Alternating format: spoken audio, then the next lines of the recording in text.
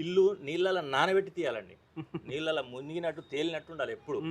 నీళ్లు కారుతుండాలి ఇల్లు. ప్రెజెంట్ ఉన్న సిచ్యువేషన్లో పర్ స్క్వేర్ ఫీట్ ఎంత ఛార్జ్ చేస్తారు బిల్డర్స్ నార్మల్గా? ఈశాన్యం గుంట, నైరుతి పంట, వాయువ్యం పెంట, ఓకే, ఆగ్నేయం మంట. ఈ 4 చూసుకుంటే ఇక ఇల్లు మనకు ఏది లోపం ఉండదండి. ఒక బిల్డరు మామూలు శ్రమించడండి, చాలా చాలా శ్రమ ఉంటుంది. ఒక 16-17 వర్గాలు వర్క్ చేస్తే గానీ వచ్చే అవుట్పుట్ అండి ఇల్లు ఇది. ఎగ్జాక్ట్లీ ఇటుకని ఎలా గుర్తుపట్టాలంటే దాన్ని వేయింగ్ మిషన్లో వేస్తే 2 కిలోలు ఉండాలి. దాని డైమెన్షన్ చెప్తాను వినండి, 3, 4, 9. ఇల్లు కట్టేటప్పుడు చుట్టుపక్కల వాళ్ళతోటి మంచిగా ఉండాలి. 4 ప్లాన్లు తీసుకోండి, 4 ది బెస్ట్ ప్లాన్ ఏది అనిపించిందో దాన్ని ఇంప్లిమెంట్ చేయండి. ఫస్ట్ ప్లానింగ్ ఏనండి, తర్వాత బడ్జెట్. మీరు ప్యాషనేట్గా రండి, ఆ ప్యాషన్ని మీకు డబ్బులు చేస్తుంది. డబ్బు చేయాలని వస్తే ఉన్న డబ్బు పోతుంది. 100% కరెక్ట్ చెప్పారు.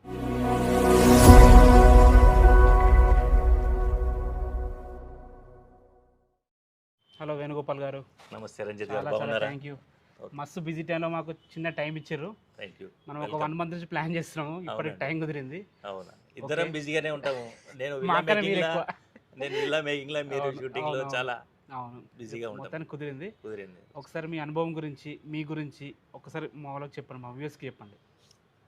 నమస్తే అండి, నా పేరు వేణుగోపాల్. నేను మీ ఛానల్కి చాలా సుపరిచితుణ్ణి. నా అనుభవం అంటే నేను దాదాపుగా ఒక 15-16 ఏళ్ల నుంచి ఇండిపెండెంట్ హౌస్ మేకర్ నడిని. ఇండిపెండెంట్ హౌస్లే కట్టి అమ్ముతుంటాం మేము. ఒక 200 నుంచి 300 ఇండ్లు మా టీం కట్టి అమ్మాము. కానీ ఒక మంచి అనుభూతి ఉందండి నాకు ఇండ్లు కట్టి అమ్మే విధానంలో. అందరి ఒక ప్రేమ అభిమానాలు నాకు దక్కడంలో అది కిక్కిచ్చింది మీకు? చాలా చాలా కిక్కిచ్చింది. లాభాపేక్ష పక్కన పెడితే ఒక ప్యాషన్, నాకు ప్యాషన్ లేదు ఏం చేయలేం సార్. ప్రతి ఇంట్లో ఒక ప్యాషన్ చేసే విధానంలో, రోజు రోజుకి ఇంప్రొవైజేషన్లో. నేను అపార్ట్మెంట్ కల్చర్లకు వెళ్ళొచ్చు, చాలా మంది అంటారు వెళ్ళొచ్చు కదా మీరు అపార్ట్మెంట్ దినదిన అంటే. నాకు అపార్ట్మెంట్ కన్నా ఒక వ్యక్తికి ఇండిపెండెంట్ ఇల్లు ఇచ్చే దాంట్లో నాకు ఎక్కువ ఆనందాన్ని, సంతృప్తినిస్తుంది. వాళ్ళ ప్రైవసీ కానీ వాళ్ళు ఆస్వాదించే విధానంలో ఇండిపెండెంట్ హౌస్ ఉన్నంత మనకు అపార్ట్మెంట్లో ఉండదు. నేను కట్టేది మీరు చూశారు, 55 గజాలు, 90 గజాలు, 100 గజాలు ఆ సెక్టర్ కట్టిన కదా. అపార్ట్మెంట్ రేట్లోనే మనం ఇండిపెండెంట్ ఇవ్వాలి అన్న కాన్సెప్ట్లో నేను ఇంకా ముందుకు అడుగులేస్తున్నానండి ఇప్పుడు ప్రస్తుతానికి. ఓకే సార్, చాలా బాగా చెప్పారు.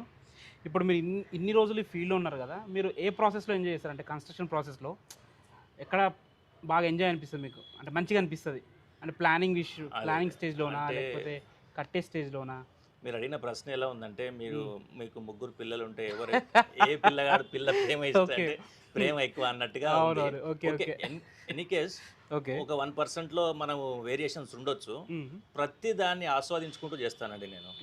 గుంతలు తీసినప్పటి నుంచి టోటల్ అయిపోయి ఇంటికి తాళం వేసే వరకు అణువుని ఆస్వాదిస్తూ ఉంటాను నేను. కాకపోతే నాకు లాస్ట్కు లైటింగ్, ఇంటీరియర్స్ ఆ సెక్షన్ కొద్దిగా ఇంట్రెస్ట్ ఎక్కువ తీసుకుంటానండి. మన మొత్తం టోటల్గా లైటింగ్ పరంగా, పెయింటింగ్.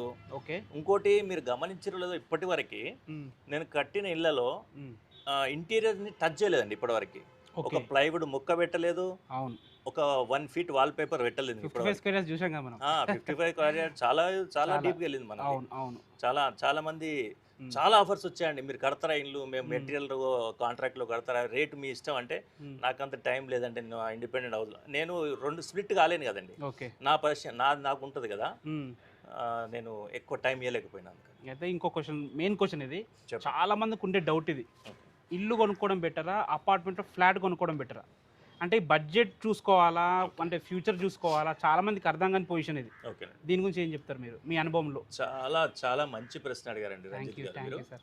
అయితే నాకున్న పరిజ్ఞానం, అనుభవం ప్రకారము ఒక 100 గజాల ఇల్లు, 50 గజాల ఇల్లు, 150, ఎవరి స్తోమతను బట్టి అది ఇండిపెండెంట్ హౌస్ తీసుకుంటేనే చాలా బెటర్ నా ఉద్దేశంలో.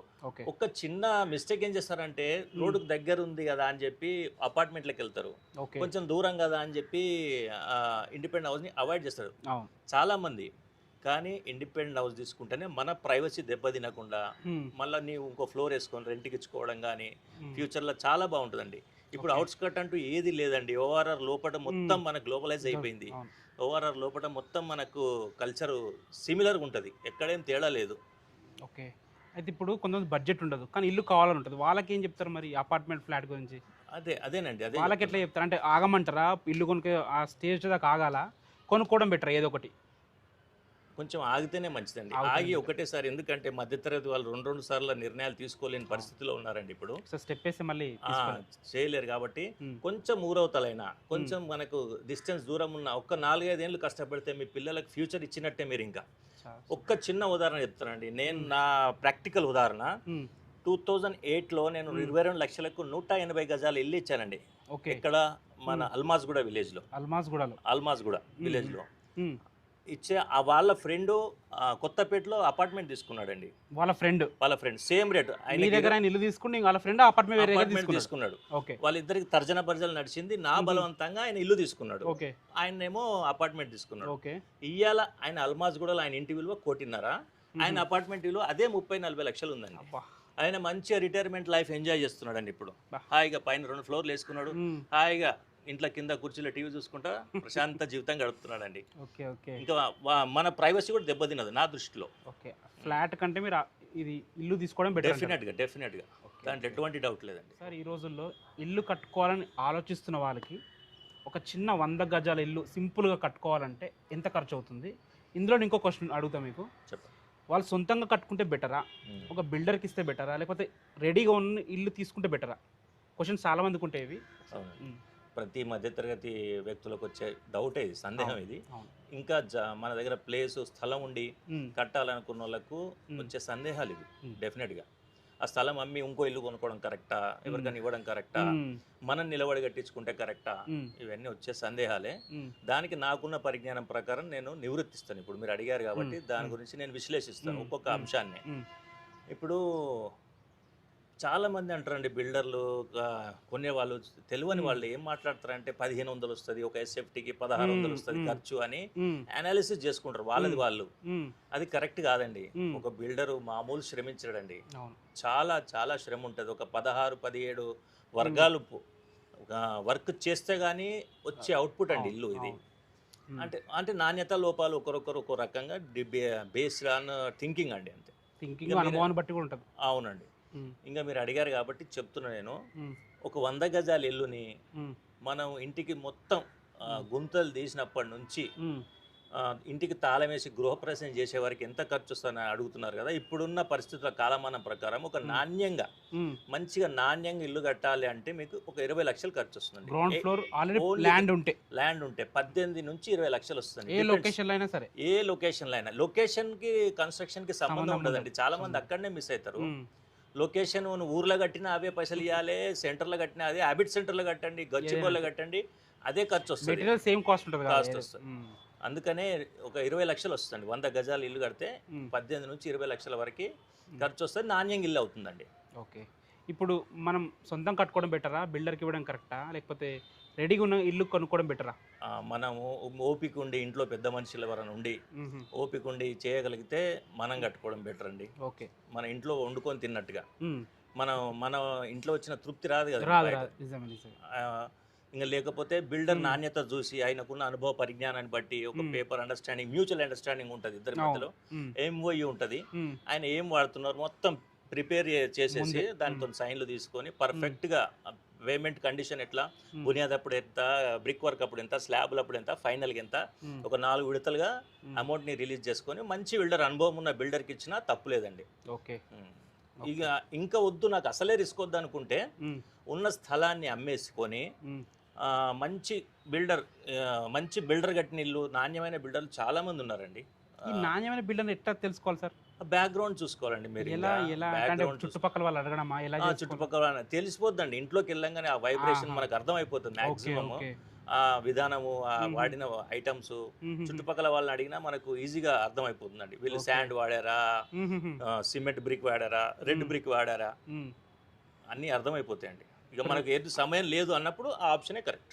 ప్రెసెంట్ ఉన్న సిచ్యువేషన్లో పర్ స్క్వేర్ ఫీట్ ఎంత ఛార్జ్ చేస్తారు బిల్డర్స్ నార్మల్గా? బిల్డర్స్ చెప్తున్నాను అండి, మంచి క్వాలిటీ మంచి నాణ్యంగా రావాలంటే 2000 రూపాయలకు పర్ ఎస్ఎఫ్టీ ఉంటుందండి. 2000 per square feet. కొంతమంది 1500 అంటారు, 1600 అంటారు. ఇది కరెక్టేనా? అది కరెక్ట్ ఇది కాదండి. ఎట్లా అంచనా వేయాలి? ప్రజెంట్ ఎట్లా నడుస్తుంది అనేది?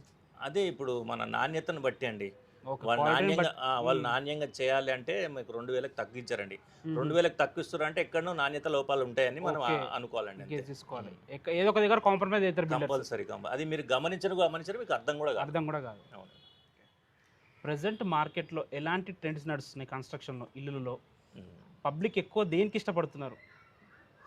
మిడిల్ క్లాస్ రేంజ్ గురించి చెప్తానండి నేను. ఓకే. మనకు హయ్యర్ సైడ్ అవసరం లేదు, మ్మ్. వాళ్ళు హై రైజ్కి వెళ్ళిపోతారు, మ్మ్. మనకు సంబంధం లేని అంతే, విషయం. నిజమే. మిడిల్ క్లాస్ రేంజ్ వచ్చేసి ఇప్పుడు మ్మ్. నేను కట్టే విధానంలో, నేను చూస్తున్న విధానంలో నాకు ఒక 70 లక్షల నుంచి మ్మ్. ₹1,00,00,000 లోపు రిక్వైర్మెంట్ బాగుందండి జనాలకి. ఓకే. చాలా అడుగుతున్నారు ఆ రేంజ్, ఆ సెక్టర్. మ్మ్. ఒక గ్రౌండ్ ఫ్లోర్ అయినా సరే, G+1 అయినా సరే, మ్మ్. 80 లక్షలు, 70-80 నుంచి ₹1,00,00,000 వరకు రిక్వైర్మెంట్ చాలా ఉంది. ఓకే. డిపెండ్స్ ఆన్ ఏరియా, ఒక్కొక్క ఏరియా నచ్చుతుంది. అవును. అట్లా ఆ రిక్వైర్మెంట్ అయితే చాలా ఉందండి ఇప్పుడు ఓకే. ప్రస్తుతం. ఇప్పుడు ఒకప్పుడు హెవీ కలర్స్ వేసి డిఫరెంట్గా ఎలివేట్ చేస్తుంది ఇల్లుని. అవును, ఇప్పుడు అలాంటి ఇల్లులు కనుమరుగు అయిపోతున్నట్టున్నాయి కదా. అవునండి. ఇప్పుడు కొద్దిగా సింపుల్ లుక్, నీట్గా ఉండి మంచి లైటింగ్తో వేస్తే నచ్చుతుంది అనుకుంటా పబ్లిక్. ఎగ్జాక్ట్లీ అండి, ఎగ్జాక్ట్లీ. ఆ కలర్ ట్రెండ్ పోయిందండి ఇప్పుడు. ఆ చిలుక పచ్చ కలర్, ఆరెంజ్ కలర్ అంటే వారిని విమర్శించడం కాదు, కాకపోతే ఆ ట్రెండ్ లేదు. నచ్చట్లేదు. లైట్ సోబర్ కలర్స్, ఇంట్లోకి పోతే ప్రశాంతంగా ఉండేటట్టుగా, ఒక మనము ఇంట్లోకి వస్తే ప్రశాంతంగా ఉండాలి వాతావరణం అంటే లైట్ కలర్స్. మా బిల్డింగ్స్ ప్రమోట్ చేశారు, మీరు ప్రాక్టికల్ గా చూశారు. అవునవును. వెరీ లైట్ కలర్స్ వాడతాను, చాలా పాష్ లుక్ ఉంటాయండి. ఇప్పుడు అలాంటి ట్రెండ్ ఉంది. అదే ట్రెండ్ నడుస్తుందండి ఇప్పుడు ప్రస్తుతం. ఓకే సార్, ఇప్పుడు ఒక మధ్యతరగతి వ్యక్తి ఇల్లు కట్టుకుందామని ఫిక్స్ అయిపోయింది అనమాట. ల్యాండ్ ఉంది, ప్లానింగ్ ఎలా వేసుకోవాలి, స్టెప్ బై స్టెప్ ప్రాసెస్ ఎలా ఉంటుంది, వాస్తు గురించి ఆలోచించే వాళ్ళకి మీరు ఏం చెప్తారు?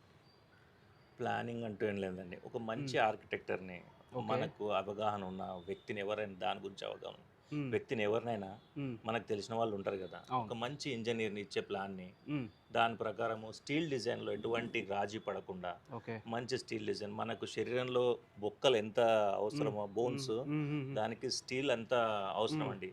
సిమెంటు, స్టీలు, ఎక్కడన్నా రాజీ పడకుండా టీఎంటీ స్టీల్ వాడ. ఏ బ్రాండ్ గురించి నేను చెప్పానండి, ఒక మళ్ళీ ప్రమోట్ చేసినట్టయితే ఏదైనా టీఎంటీ స్టీల్ వాడండి, మంచి కాంక్రీటు, ఇసుకతో వాడండి, అల్ట్రాటెక్ సిమెంట్ వాడండి, మంచి నాణ్యంగా వాడండి, రాజీ పడకండి ఎక్కడ.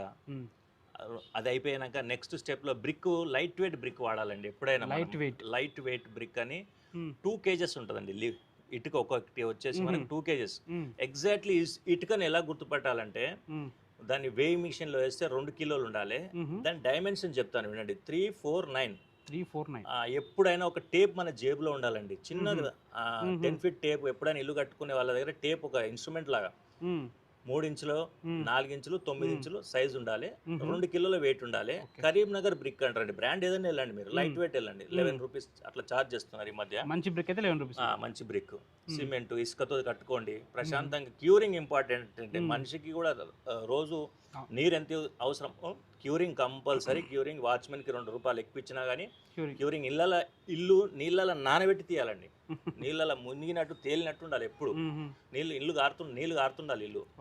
చాలా అప్పుడు మంచి రిజల్ట్ వస్తుంది, క్రాక్స్ రావు, మంచి మనకు నాణ్యంగా ఉంటుంది, స్ట్రెంత్ ఉంటుందండి ఇల్లు. ఓకే. వాస్తు గురించి చాలా మందికి ఐడియా ఉండదు. ఈ వాస్తు గురించి ఎట్లా సెటప్ చేసుకోవాలి దాన్ని ముందే, ఎలాంటి తప్పులు జరగకుండా? వాస్తు అండి అంటే అనుభవం మనకు ఉండాలా, లేకపోతే ఒక అనుభవం ఉన్న వ్యక్తిని చూపెట్టాలా ముందే, ప్లానింగ్లోనే వాస్తు చూసుకోవాలా, ఎలా? అది ఇవాళ ఉన్న సమాజంలో అండి ప్రతి ఇంజనీర్ కానీ, ఆర్కిటెక్చర్ కానీ వాళ్ళు వాస్తు ప్రకారమే ఇస్తున్నారండి. ఓకే. మనకున్న స్థలానికి వాళ్ళు వాస్తుని అనుగుణంగా దృష్టిలో పెట్టుకొని ఇస్తున్నారండి. కంపల్సరీ వాస్తు మెయింటైన్ చేయాల్సిందే. Vastu is nothing but science. Okay, అంతే. ఈశాన్యం ఒక నానుడు ఉంది, ఈశాన్యం గుంట, నైరుతి పంట, వాయువ్యం పెంట, ఆగ్నేయం మంట. ఈ 4 చూసుకుంటే ఇక ఇల్లు మనకు ఏది లోపం ఉండదండి. ఇంకోటండి, నీ వాస్తు నమ్మను అన్న వాళ్ళకు కూడా నేను చెప్తున్నాండి, నువ్వు వాస్తు నమ్మకుండా ఇల్లు కట్టినావు అనుకోండి, నీకు ఇంట్లోకి వచ్చే ప్రతి వ్యక్తికి అలాంటి నిర్ణయం ఉండదు కదండి, అలా ఆలోచన ఉండదు కదా. నీ ఇంట్లోకి వచ్చి నీ కాఫీ టిఫిన్లు నీవి తాగి, ఈ ఇక్కడ మంచం ఉండేది ఉండే, ఇక్కడ కిటికీ ఉండేది ఉండే, ఈ స్థలం వేరే ఉందంటే ఆడోళ్ళకి మైండ్లో కూర్చుండిపోద్దండి అది. మనకు ఆ ప్రభావం పడుతుంది ఆ విషయంలో. అట్లా అది దృష్టిలో పెట్టుకొనైనా వాస్తుకి వెళ్ళాలి ఓకే. కంపల్సరీ. వాస్తు ఉంటేనే మంచిదండి. వాస్తు ఇస్ నథింగ్ బట్ సైన్స్ అని చెప్పాను కదా. అవునవును. అవునండి అది. ఓకే. ఇప్పుడు ఇల్లు కట్టే ప్రాసెస్లో మనం ఒక ప్లాన్ అనుకుంటాం, అవును ఒక వ్యక్తి వస్తారు సపరేట్, ఒక్కొక్క సజెషన్ ఇస్తారు అనమాట, ఒక్కొక్కరు ఒక్కొక్క సజెషన్ ఇస్తారు. అవును. మన ప్లాన్తో స్టిక్ అయ్యడం కరెక్టా, వాళ్ళు చెప్పిన చేంజెస్ చేసుకుంటూ వెళ్తే కరెక్టా? మీరేం చెప్తారు దాని గురించి? మనము అంటే అందులో మంచి జరగవచ్చండి, చెడు జరగవచ్చు. మ్మ్. దాదాపుగా అట్లా మార్పులు జరుగుతూనే ఉంటాయి. కాకపోతే మెంటల్లీ మనం ఒకటి ఫిక్స్ అయిపోయి ఉండాలండి. మ్మ్. నీకు ఇల్లు అంటే ఒక ఆ, స్వప్నం లాంటిది. అవును. ఓ స్వప్న సాకారం అయినట్టుగా మన ఉంటుంది. డ్రీమ్ అది. ఒక ఎంతమంది డ్రీమ్ అది. డ్రీమ్ అండి. మ్మ్. కాకపోతే ఒక ఇల్లు కట్టే ముందు 10 సార్లు ఆలోచించండి. అంటే దిగక ముందే ఆలోచించాలి. ఇల్లుకు ప్లానింగ్ స్టేజ్లోనే. ప్లానింగ్ స్టేజ్లోనే 10 సార్లు ఆలోచించి మ్మ్. ఒకరొక రిక్వైర్మెంట్ ఒక్కో రకంగా ఉంటుందండి. ఓకే. ఆ రిక్వైర్మెంట్ ప్రకారం ఫస్ట్ మ్యాక్సిమం 90% ట్రై చేయండి. మ్మ్. ఫస్ట్ అనుకున్న దానికి మనం ఇంప్లిమెంటేషన్కి వెళ్ళాలని. మ్మ్. మరి మజీ కంపల్సరీ ఆ చేంజ్ ఎవరైనా వచ్చి చెప్పారంటే మ్మ్. అది కరెక్టా కాదా విశ్లేషించుకోండి మీ కుటుంబ సభ్యులు కూర్చొని. మ్మ్. అది మనకు కరెక్టే అనిపిస్తే మీరు ఇంప్లిమెంట్ చేయండి. Okay. లేదంటే మీరు గో ఆన్.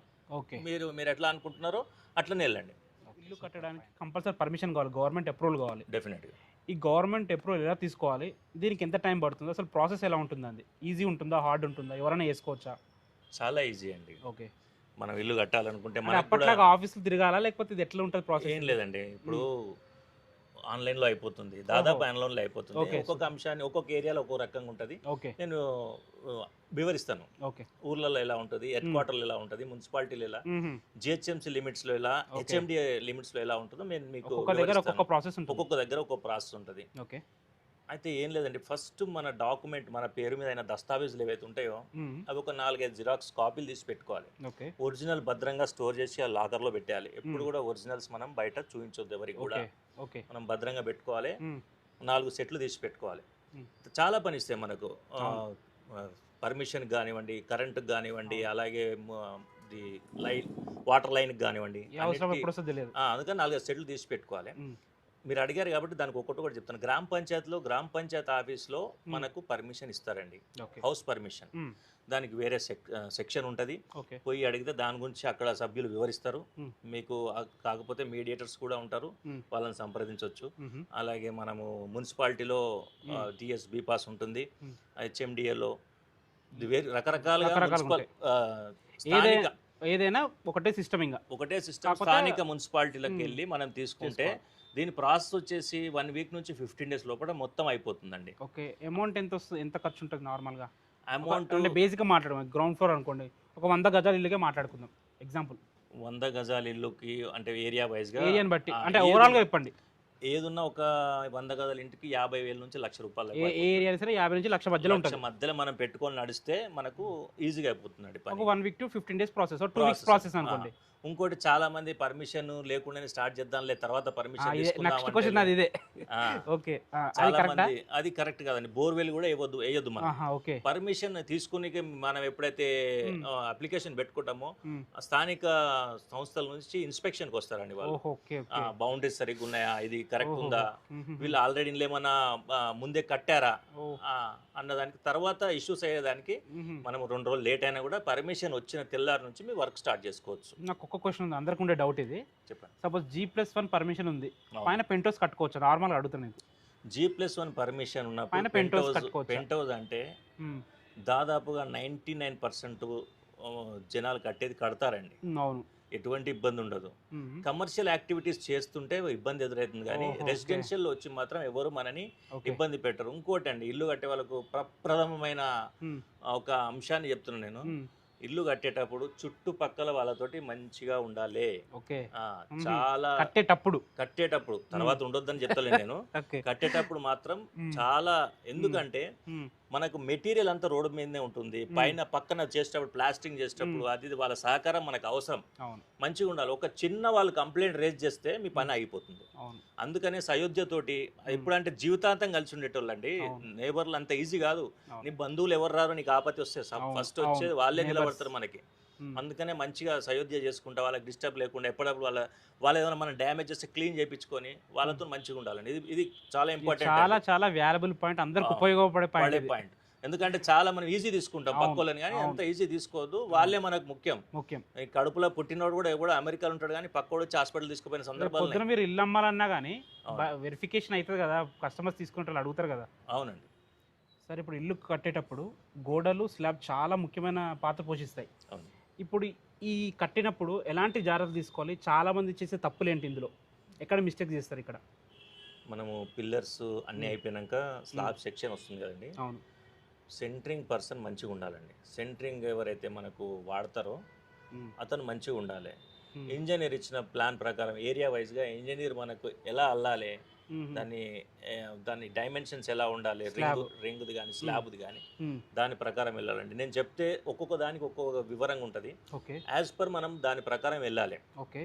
వెళ్తే దాని ఇంకొకటి చాలా మంది రెడీ మిక్స్ వెళ్దామా మాన్యువల్ వెళ్దామా అని ఒక చాలా మందికి ఒక సంశయంలో ఉంటారండి. రెడీ మిక్స్ అంటే ఏంటి? రెడీ మిక్స్ ఇప్పుడు రెడీ మిక్స్ దొరుకుతుంది కదండి బజార్లో, సిమెంట్ అవన్నీ కలిపి రెడీగా ఉంటుంది.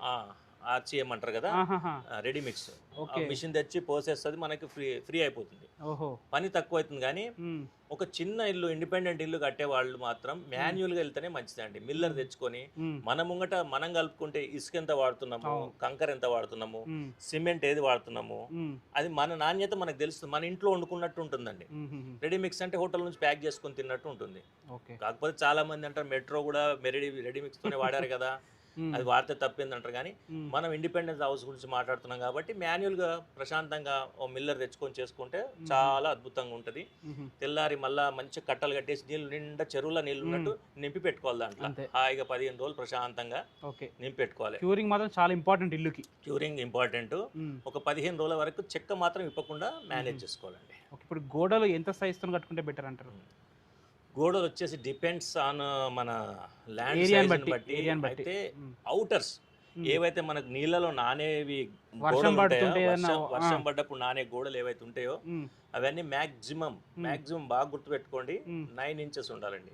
ఉమ్, ఓకే. 9 ఇంచ్ వాల్, అవుటర్ మొత్తం 9 ఇంచ్, లోపల మీ స్థలాన్ని బట్టి 4 ఇంచ్ వాల్ పెట్టుకుంటే కొంచెం స్థలం కలిసి వస్తుంది కాబట్టి 4 ఇంచ్కి వెళ్ళొచ్చు, ఉమ్, దానికి ఇబ్బంది లేదండి. అంటే అవుటర్ మాత్రం 9 ఇంచ్ పెట్టుకుంటే బయట రెయిన్ ఎఫెక్ట్ అయినా వాటర్ లోపల water డిమ్మ అయినా, రాకుండా.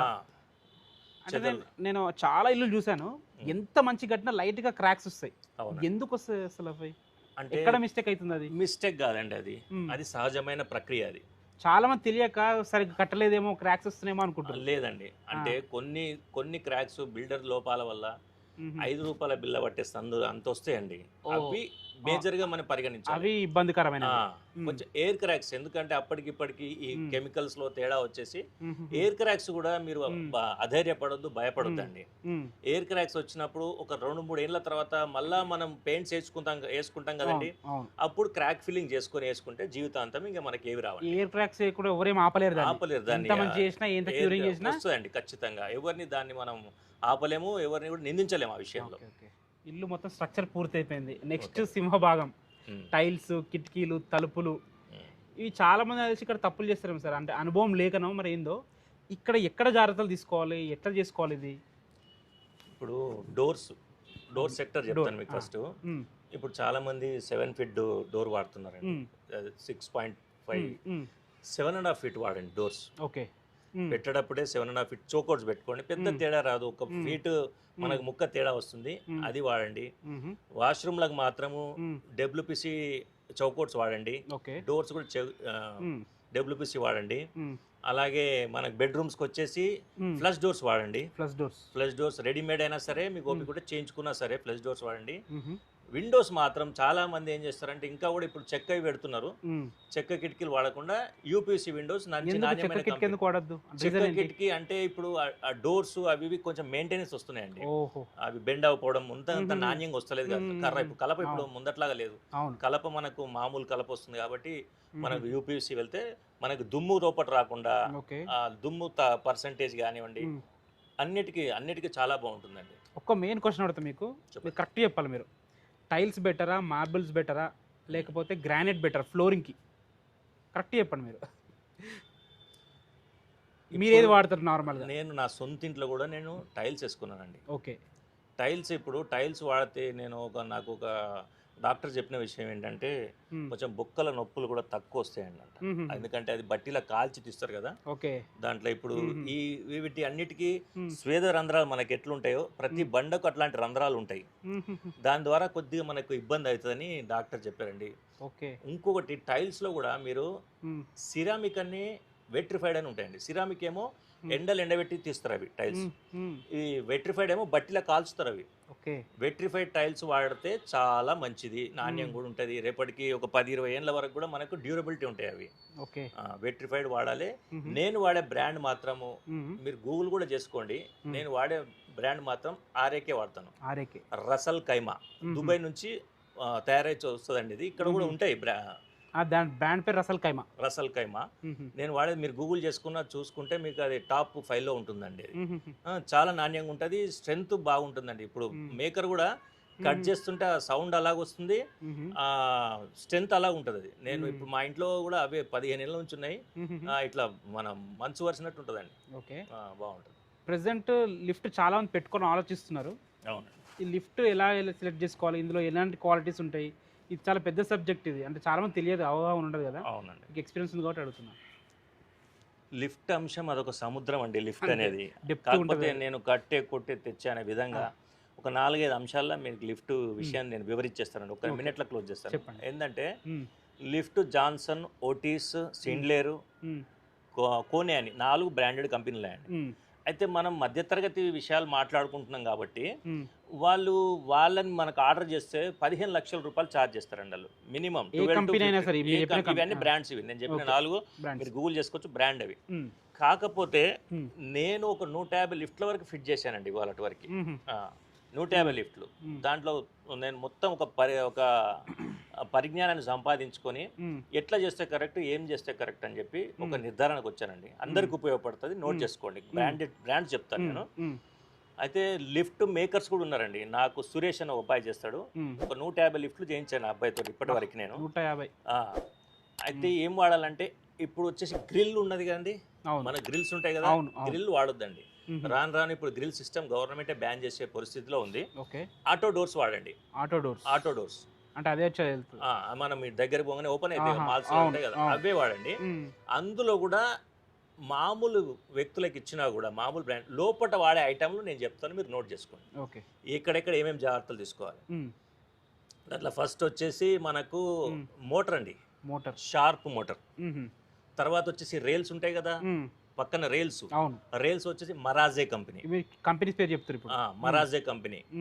ఇంకోటి మనకు రోప్ వస్తుంది కదా, రోప్ ఉషా మార్టిన్.